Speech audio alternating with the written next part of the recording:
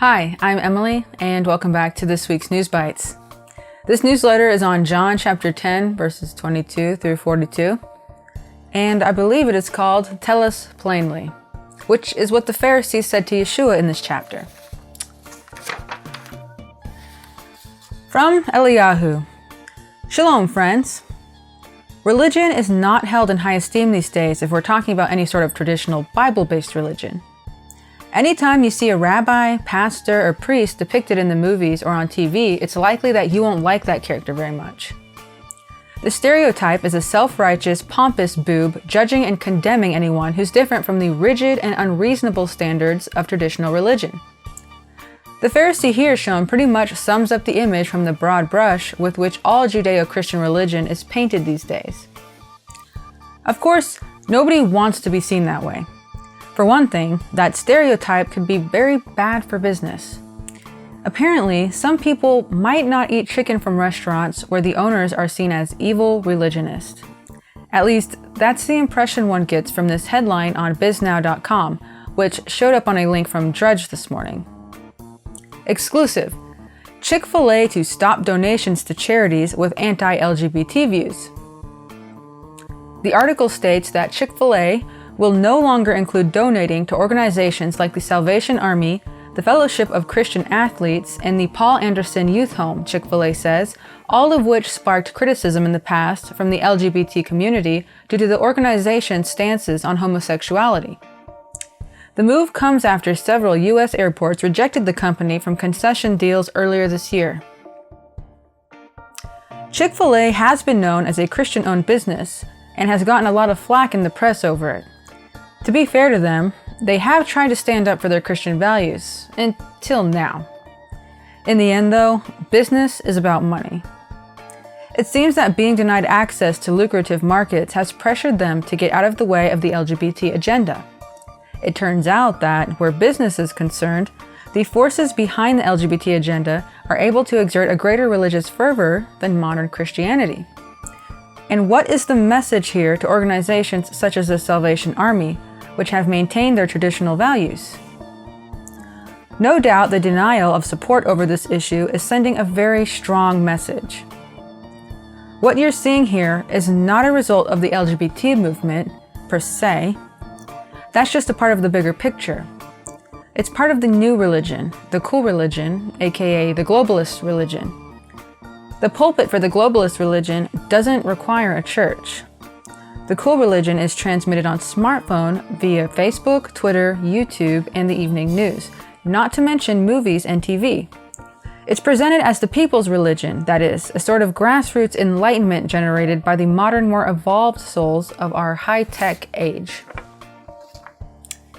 Everybody who's anybody espouses this new spirituality. In reality, this is all social engineering being foisted upon mankind by the elite of this world to accomplish their goals. It's propaganda of the most sophisticated sort. It is entirely self-serving, and it is not by the people or for the people at all. Most importantly, it is humanist and anti-God. It is global poison because it's pushing the world towards confrontation with the Creator, a confrontation that the world cannot win. There is a lot of pressure on everyone to get on board with the cool religion, but if you do, you won't like the place where it takes you. What's cool changes in every era, but what's right never changes. In first century Judea, the Pharisees were the doorkeepers of what was considered the cool religion back then. However, Yeshua saw through them and never bowed to intimidation from them. He preferred to do what was right rather than what was popular or safe. His followers did the same, of course. So what will you do in the face of the cool religion emerging today? Trust me, all of this is going to get a whole lot more intense, far faster than most anyone can imagine. If you are going to stand with Yeshua against the rising tide, you need to draw close to him right now. So I did have some thoughts about this, and I kind of looked online and I saw that there's actually a lot of Christian companies or companies that claim to have Christian values and try to practice those values.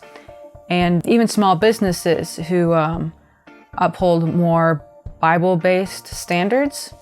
However, No matter how companies and even individuals try to uphold Bible values, like biblical values, unless there's a real, honest relationship with Yahweh and an adherence to Yahweh's Torah, it's guaranteed that they will crumble. Because we, the remnant of Israel, and really any serious follower of Yeshua Messiah, need the Torah. The Torah is a foundation given to Yahweh's nation Israel as a standard for righteousness. With the Torah for instruction, we can navigate the world better, especially as it changes and especially as our values from the Torah are challenged. Because Christians do have values based in the scriptures, but they forsake the Torah and they don't really know much about it.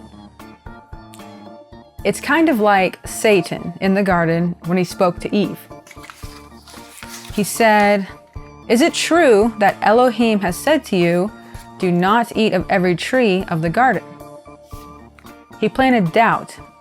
That's what the world is doing. The world is planting doubt and trying to undermine Yahweh. We need Torah instruction. We need to walk in it with the Holy Spirit inside of us guiding us and with Yeshua as our example.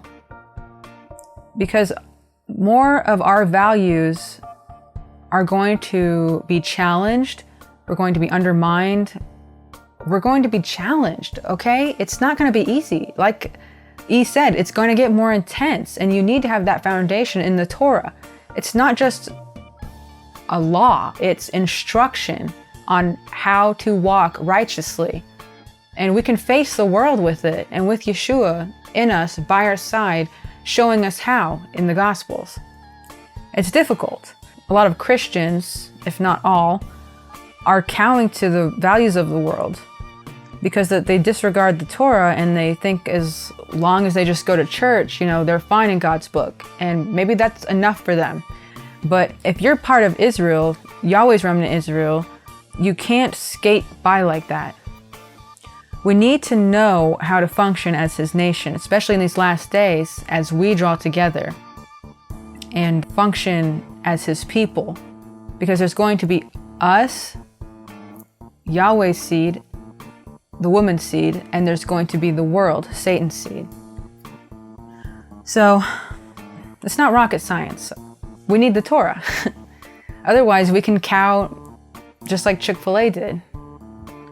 Like he said in the newsletter, what's cool changes in every era, but what's right never changes. And we have the instruction on what tells us what's right and wrong in the Bible. That's all I had to say.